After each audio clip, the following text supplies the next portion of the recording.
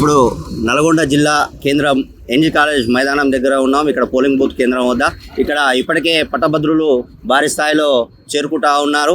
ఇప్పుడు ఏదైతే by election నడుస్తూ ఉందో ఎమ్మెల్సీ ఇక్కడ ప్రధాన పార్టీల నుండి తీన్మార్ మల్లన్న కాంగ్రెస్ పార్టీ నుండి పోటీ చేస్తూ ఉన్నారు. దాంతోపాటుగా టీఆర్ఎస్ నుండి రాకేష్ రెడ్డి పోటీ చేస్తూ ఉన్నారు. బీఆర్ఎస్ నుండి గుజ్జల ప్రేమేందర్ రెడ్డి పోటీ చేస్తూ ఉన్నారు. అదేవిధంగా స్వతంత్ర అభ్యర్థిగా అశోక్ పోటీ చేస్తూ ఉన్నారు. ఇక్కడ ఎవరికి ఈ పట్టుభద్రులంతా పట్టం కట్టబోతున్నారో వారి మాటల్లో తెలుసుకునే ప్రయత్నం చేద్దాం. నమస్తే అండి. ఇప్పుడు ఎలక్షన్ జరుగుతూ ఉంది, ఎవరు కోటేద్దాం? ఇంకేమి సార్, నామినేషన్ వేసిన రోజే అయిపోయింది ఫైనల్. తీర్మాన్ మల్లన్న అని ప్రశ్నించే గొంతు కావాలి మనకి.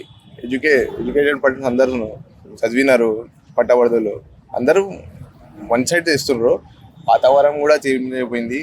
ప్రతి ఒక్కరు ఇంటి నుంచి బయటికి వచ్చి తీర్మాన్ మల్లన్న ఈసారి గెలిపిస్తారు. భారీ మెజార్టీతో గెలుస్తున్నారు తీర్మాన్ మల్లన్న గారు.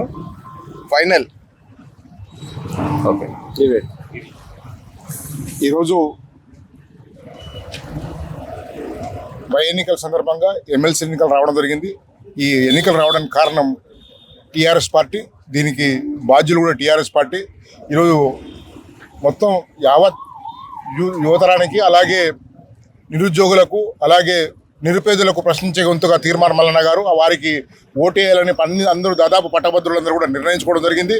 ఈరోజు తీర్మాన్ మల్లన్న చుట్టూ వాళ్ళు గెలవడం వల్ల ఈ యొక్క రాష్ట్రంలో జరిగే ప్రతి ఒక్క విషయంలో కూడా ప్రశ్నించే గొంతు కనుక వారిని గెలిపించుకొని, భారీ మెజార్టీతో గెలిపించుకొని వారిని ఇక్కడి నుంచి అసలు మన ఎమ్మెల్సీగా సాగనింపాలని, అలాగే కౌన్సిల్లో కూర్చోబెట్టి ప్రజల యొక్క సమస్యలు, యువతరం యొక్క సమస్యలు, నిరుద్యోగ సమస్యలు కూడా ప్రశ్నించి వారి యొక్క సమస్యలు తీర్చే విధంగా పోరాడతారని మేము నమ్మకంతో తీర్మానం మల్లన్న ఓటేస్తాం.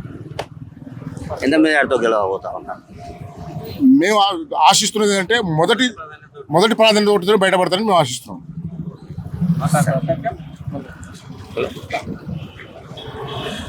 చెప్పండి, మీరేనాడు. ఎమ్మెల్సీ ఎలక్షన్ జరుగుతూ ఉంది, ఎవరికి ఓటేయాలి?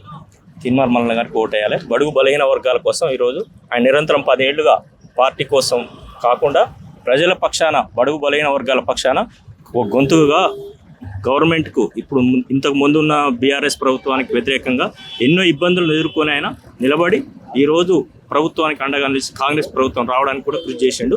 అటువంటి ఆయన ఖచ్చితంగా బడుగు బలహీన వర్గాలు ఆయన కోసం కృషి చేసి ఖచ్చితంగా ఓటేయించవలసిందిగా అందరి తరఫున కూర్చున్నాం. మేమందరం కూడా ఉవ్వెత్తున ఈరోజు ఓటర్లు వచ్చి ఆయనని అఖండ మెజార్టీతో, ఖచ్చితంగా 50,000 తక్కువ కాకుండా మెజార్టీతో గెలిపించడానికి సిద్ధంగా ప్రజలు ఉన్నారు.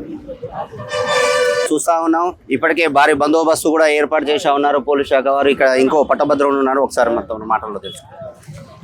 నల్లగొండ అసెంబ్లీ నియోజకవర్గం నుంచి తీర్మాన్ మల్లన్న గారికి కోమటిరెడ్డి వెంకటరెడ్డి మంత్రివర్య గారి సహకారంతో అత్యధికమైనటువంటి ఫస్ట్ ప్రిఫరెన్షియల్ ఓటు వేసి గెలిపిస్తారని అందరూ అనుకుంటున్నారు. అదే నిజం కాబోతుంది. కాబట్టి తీన్మారు మల్లన్న గారి విజయం ఖాయమైపోయినట్టుగా మేమందరం కూడా భావిస్తున్నాము. Thank you.